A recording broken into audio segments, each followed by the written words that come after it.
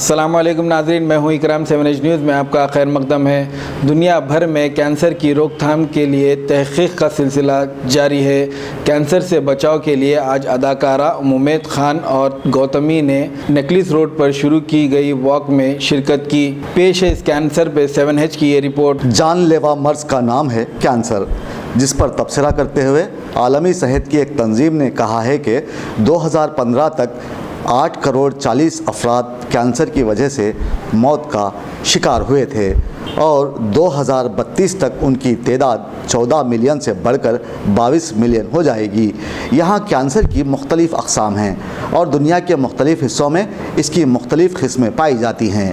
Cancer کی علامات کا دار و مدار اس بات پر ہے کہ کینسر کس عضو میں ہے۔ عام طور پر کینسر کی علامات میں جسم میں کسی بھی قسم کے خلیات کا تیزی سے بڑھنا ہے، جو کہ رسولی کی شکل میں نمودار ہوتا ہے۔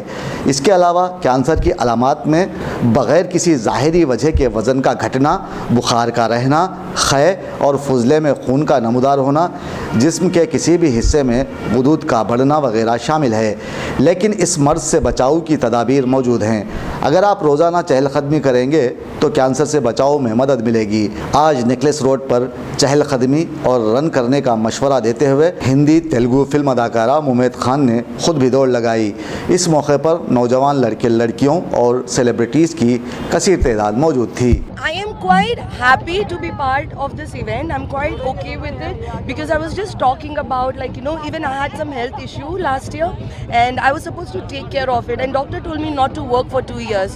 So for me, recovering faster and getting back to normal, I guess that's the reason why, and I'm going to be part of this. So I'm happy the way Gautami ma'am is doing this whole event. It's quite happy and it's quite nice.